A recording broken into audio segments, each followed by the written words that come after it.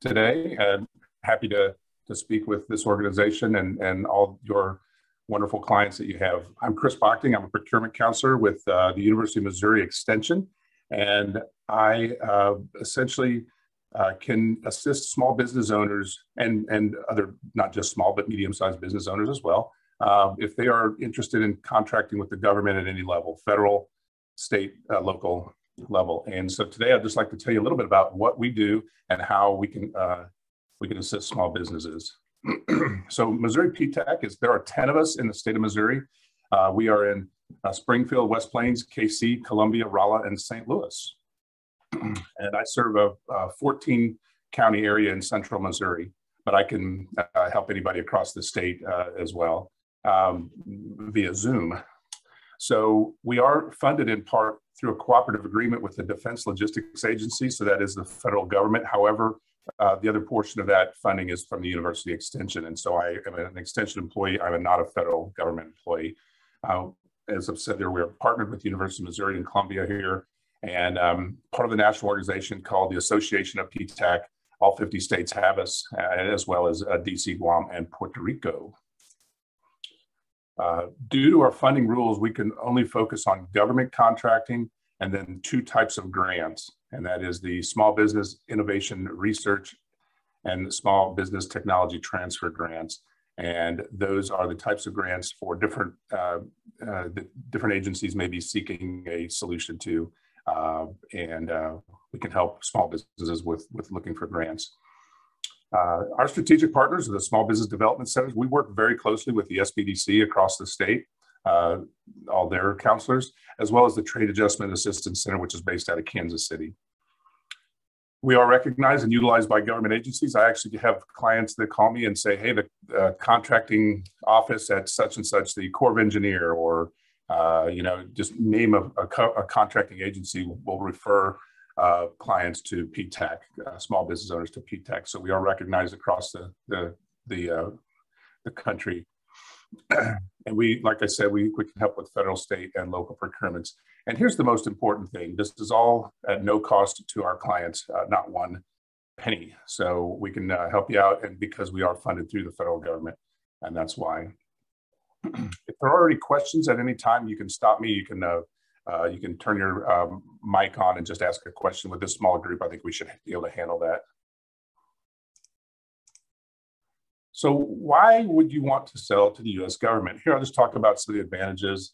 The U.S. government is the largest buyer of goods and services in the world, and I'll tell you that very next bullet, actually, it's approaching 600 billion this FY. So instead of 500 billion, I probably need to update my slide. This was just last month, but I saw the numbers at the federal level. It's approaching 600 billion per year and spent. They buy just about everything, but not everything, and we'll talk about that. And then there are the socio-economic set-asides, which I'll talk about here in a few minutes as well. Some of the disadvantages of selling to the government is it can be highly competitive. There are many rules, which are actually on the federal side, federal laws, federal acquisition regulations that apply that are different than selling commercially. And then government buyers typically are risk averse. And why do I say that? Even though we may think that the government always buys on the lowest cost, that is not the case all the time. Sometimes that is the case. However, if it's a risky company, they would rather go with a higher cost if it's acceptable solution, and if that company has a better reputation. So they are very risk averse. They don't want to do things more than once they set a contract in place. So here's some sample items that say the federal government might buy, and it's across the board. It's let's just look at that bagpiper in the middle. That was probably for possibly a military funeral or a formation of some sort. Obviously, by military weapons, DoD is one of the largest, obviously, purchaser of goods and services. But also, one of my favorite clients is I have a bat detecting agency, and it's a science company that detects bats with sonar equipment. And this is actually used on federal and state property to track the different movement and the bat populations. Crickets are sold to zoos that are that are run by government organizations. Anyway, so there's quite a variety of products and services that are purchased by the government. So these are the types of businesses that don't necessarily have a market. You can see there, we cannot assist with a marijuana dispensary. Pawn boutique and gift shops, there's really not a market for that. Restaurants that don't offer catering. However, if you are a restaurant owner and you do offer catering, I have some great clients that do National Guard drill weekends or 2 weeks at a time in the summer for their training, military reserve units. Restaurants do a lot of catering also to, it could be to a jail or prison, other federal agencies, state agencies. Personal services such as massage therapists, beauticians, and so forth. There's really not a market for that. It's not something the government's going to spend money on. Entertainment venues that don't offer food again. And then that's not an all-inclusive list, but that gives you an idea of where there's no market for government contracting. So when you ask yourself if you are ready to sell to the government, first of all, just ask these questions. Does the government buy my product or service? And there's ways to find that out. There are websites that I can help you with, provide you with. GovSpend is one of them. There's other websites that tell where the federal government and the state of Missouri are spending their dollars. And do you have any experience in selling your product? You know, you have to be able to sell your product or service just like just to any other commercial or any other buyer to the government. It's you have to have experience selling that. Would you buy from yourself? How long have you been in the business? And I want to touch on this one. Typically, the federal government, this is not a hard and fast rule, but typically they do want to see some past performance. And so up to a year, 2 years, 2 years is pretty typical. Not always. It depends on the service again or the product. However, they are, again, I mentioned risk averse. And here's another point to that is that they just want to see some past performance to see that you can provide that contract and fulfill that contract. You may have a lower return on investment. And it doesn't always come down to dollars and cents, but when I say return on investment, I mean the time, because it does take some time. I will help you with the registrations and certifications and some of the marketing. Beyond that, you do have to, and I can help you read a solicitation, help you with a bid if you need that assistance or if you would like that assistance. So it does take time there where maybe it's a little bit more than selling commercially. Have you been successful with commercial customers and then do you owe back taxes to the IRS or default on a federal loan? The reason I have put that last statement in there is that you cannot get registered with the federal government until those are taken care of. If you owe any back taxes or default on a federal loan, you can't even get registered in the system for award management. So that is something that needs to be taken care of. A couple other questions is, what does your cash flow and income statement look like? How are your financials? If they are strong, then you would be a good candidate to sell to the government. If not, you may have to work on those things to get to that level, and that could take some time as well, but it's doable. If in your construction field, all federal contracts do require bonding, so at a certain level, and so you would need a bonding a certain level for construction contracts. However, you can also, if you're a subcontractor, which is the next bullet, you can also coattail on the bonding of the prime if you're, that's another a way to do this. So would you like to be a subcontractor? That's where a lot of federal government contractors get their foot in the door as a sub to learn how that all is managed, and then they could go bid on a prime later. I've got contractors that are construction or janitorial that are primes on some contracts, and then they are subs on another contract, and not a problem there. Do you have the resources, the time, equipment, staff to produce the product or service? And do you have a great reputation? And are you considered to be of high character? That is actually a question on the System for Award Management registration. So being of high character. So I mentioned System for Award Management a few times. This is a SAM.gov. It's the kind of the bread and butter of federal contracting. As far as registration, solicitation review, and then also getting paid ultimately. All this is in SAM.gov, this website. It's a requirement for an annual registration. It takes a couple of hours maybe to do the first one, and then it takes 30 minutes to an hour to do the registration every year after that. And so ultimately, once you get registered in there, you will get a commercial and government entity cage code, and that shows that you are registered with federal government. There is no cost to registering in sam.gov. You can do it on your own. You can work through PTAC. There are companies out there that would like to charge you $500 to $2,000 annually to register in SAM, and don't do that. So save that money, put it to good use somewhere else. But we'll help you with sam.gov registration and save your $2,000. You do have to agree to several representations and certifications of meaning they are the financial acquisition regulations. There's a hyperlink for each one that you have to agree to, and it basically just says that you're a stand-up company and not a foreign government company or something like that. There are many of those questions in there. And then you can also get registered with these SBA's Dynamic Small Business Search. More on that in the next slide. And then again, PTAC can help. Do not spend money on this. We can help you out.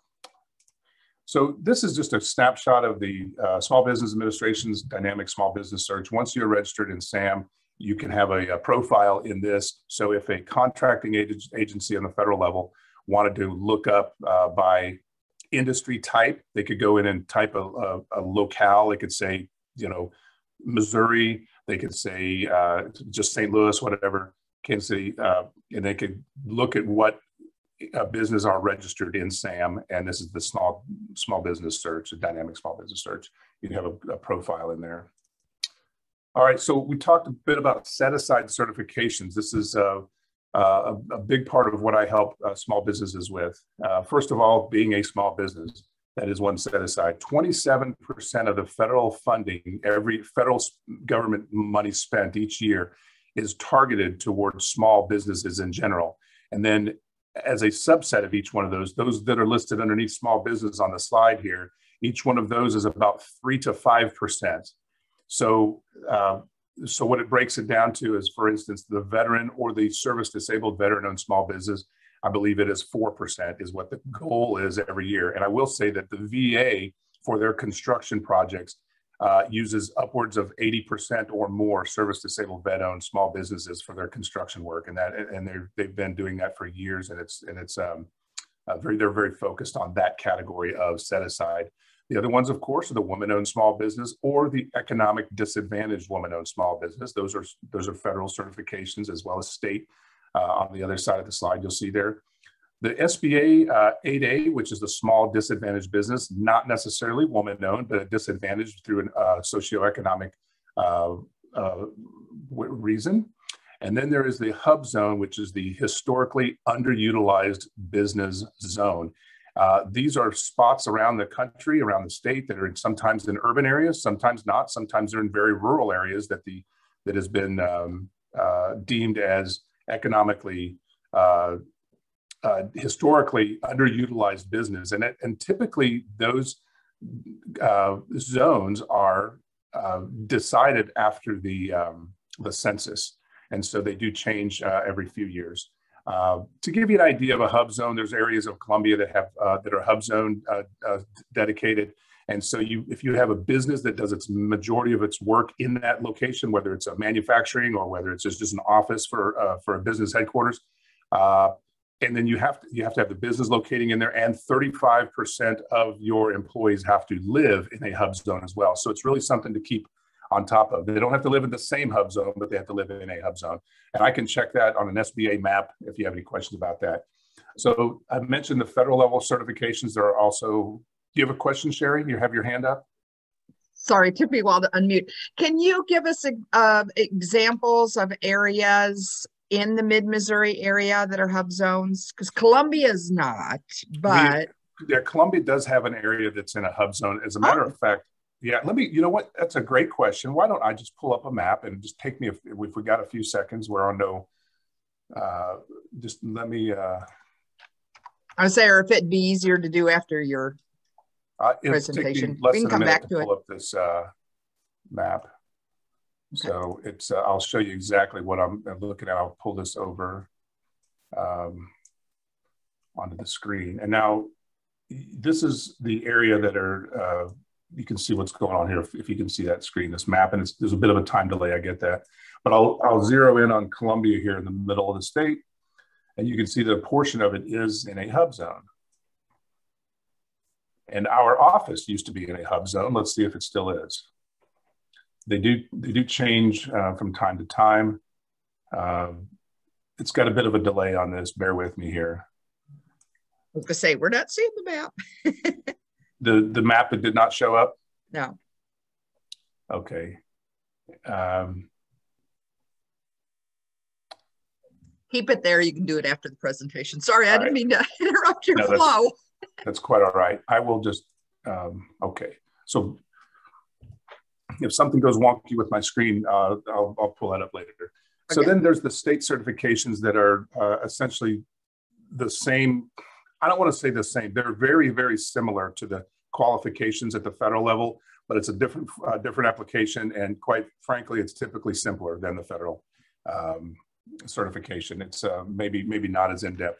But if you want to claim any of these, I can help you with that certification process. They're all of them except the veteran one are done through the SBA, through the SBA's website. Certify, I think it's beta.certify.sba.gov right now. Again, you can contact me. I can help you with any of this. The veteran and service disabled veteran ones are done through the VA website, just slightly different agencies handling that, but I can help you with all of those. And then, of course, on the state side, I have the Service Disabled Veteran Enterprise is the Missouri Office of Administration. The next two are done by the Office of Equal Opportunity, and then the Disadvantaged Business is done by MoDOT. So, all right. Any other questions on certifications? If you do reach out to me later, that's fine too. I just love that you have spelled everything out because there are so many acronyms. Like when I first started in this position, I had no idea what people were talking about because there's so many acronyms. Any time to deal with the federal government, it's alphabet soup. So, so some of the key considerations here: the ownership must clearly be at least 51%, and that has to be spelled out in the framework of the business. And it can be. You can have 3 owners of a business as long as 2 of them are women. It could be a certified women-owned business, right? If there's 2 out of 3 that are veterans, that it doesn't have to be just 1 and 2 people.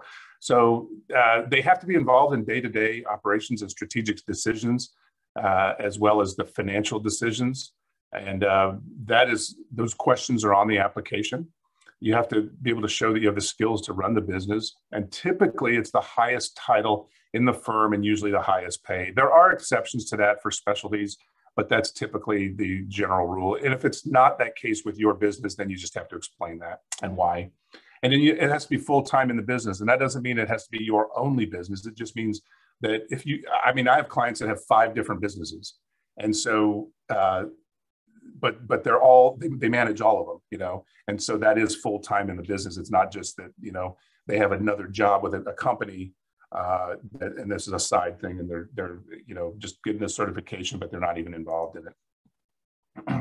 So I'm kind of wrapping up here. This is kind of a summary of the services provided by PTAC. Like I mentioned, that the bread and butter of federal contracting is that SAM.gov registration, and it's used for so many things. And then those socio-economic registrations, I can help you with those. And the other registrations, what I didn't mention is Missouri Buys. I mentioned, SAM.gov, and everything is pushed out through there, the contracts, the solicitations. You can also go to MissouriBuys.mo.gov. MissouriBuys.mo.gov, and you can register as a vendor there for the state level.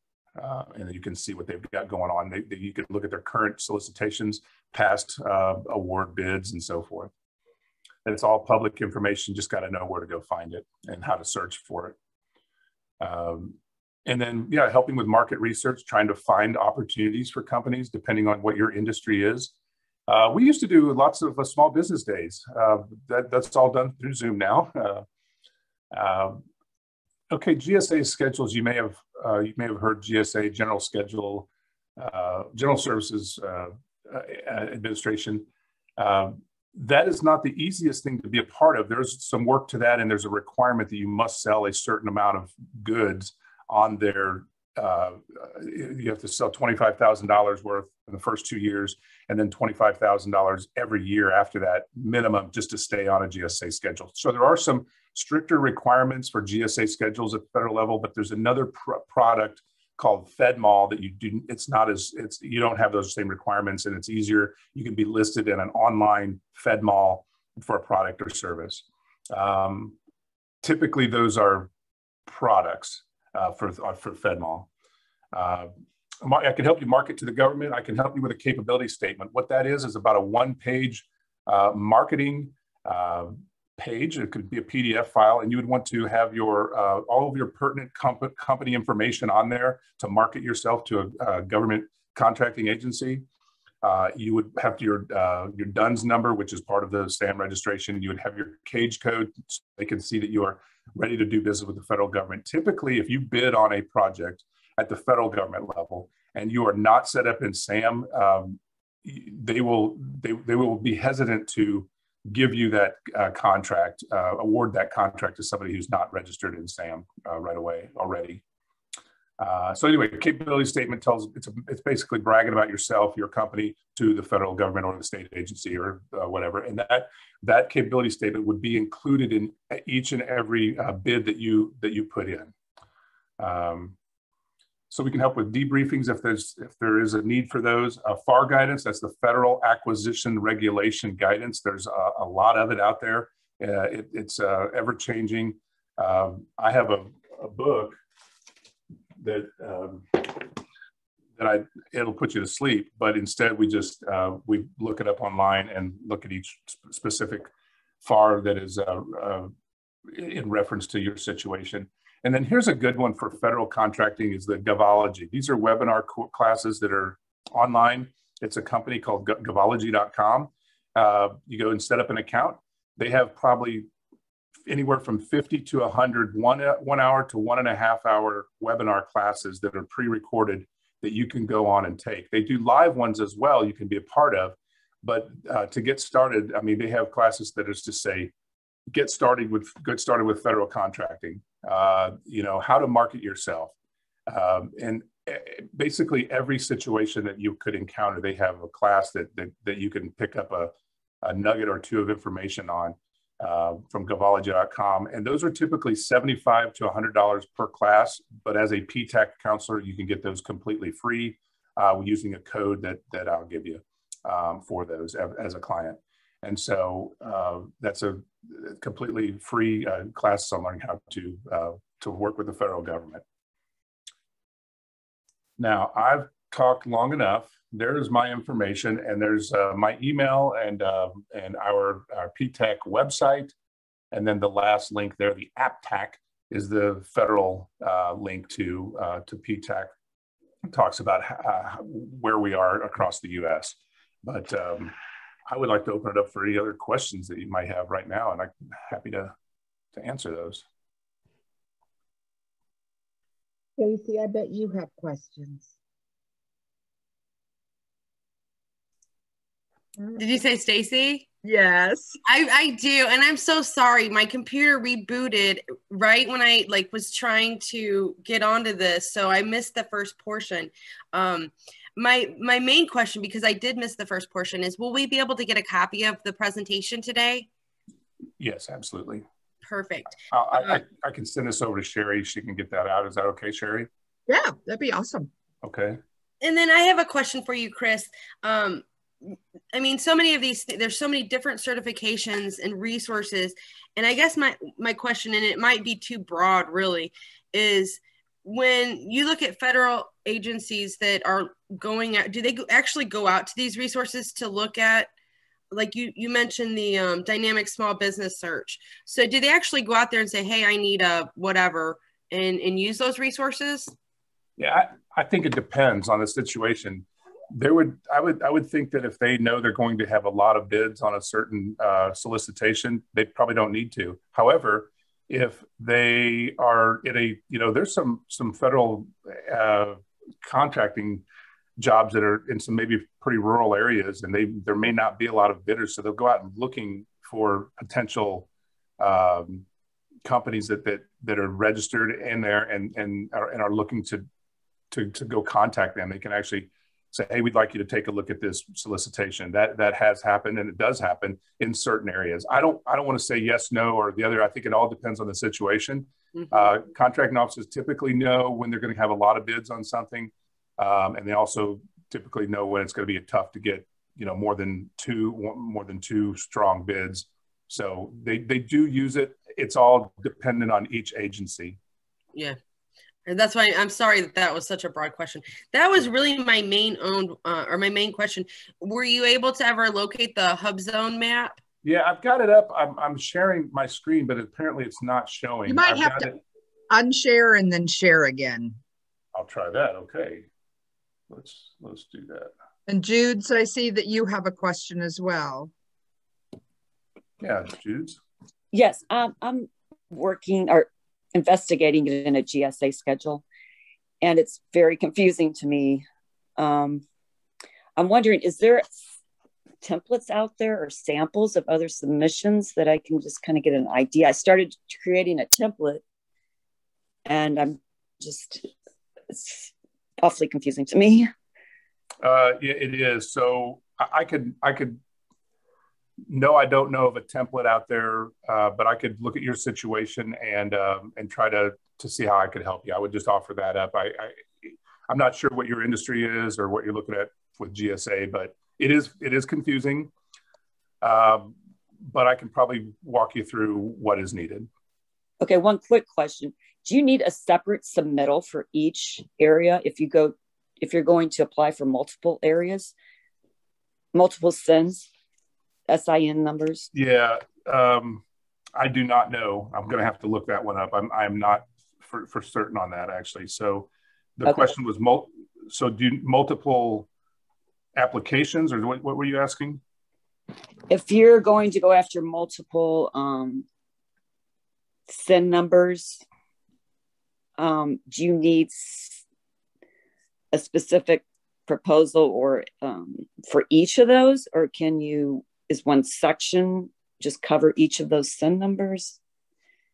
Yeah, I'm going to have to research that one and get back to you. I'm just not sure how they've got that set up now. I know it's changed back and forth in the past. So right. Okay. Thanks. So Judes, what kind of business do you have? We do trailers. We customize trailers for various companies.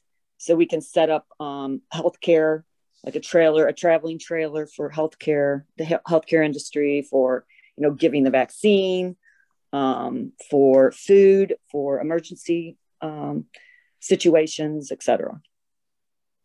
Okay. Interesting. Yeah. So, can everybody see the HubZone map that I pulled up now? Yeah. So yes. That's Columbia. You can see where a portion of it is, and then there was a portion of it that is what it looks like it's redesignated expiring. So for whatever reason, there's enough business up there now that it's not an underutilized business. Where the business is located, or where you live? It's both. It's where the business is located, the primary location, because some businesses have multiple locations. The primary location of the business, and then also 35% of the company's employees have to live in a hub zone. So it's something that you have to track. I mean, I have some companies that have maybe 30 employees, and they looked into this and they said, the business is in a hub zone, but only 10% of our employees live in a hub zone, so they couldn't apply for it. And define hub zone again? It's a historically underutilized business zone. Okay. And so this website is, if you just do a search for SBA Hub Zone, you'll find this a link to this map. So in mid-Missouri, that's the only one, huh? Yeah, it is right there. There are some little pockets of rural areas. It takes a while for it to populate now. So you'll see some of them here. So you can see down here, if it's popped up on your screen, Sedalia, part of Sedalia is in there, part of Jefferson City, part of Marshall. Okay. And then there is some urban areas you'll see in KC, St. Louis. You know. Gotcha. So it's not even particular zip codes, huh? No, it isn't. Areas. It's all, it's cosmic how they come up with this. I don't try to understand it anymore. Huh. So a portion of Moberly looks like this. Interesting. So. I live in a hub zone. Who knew? That is interesting.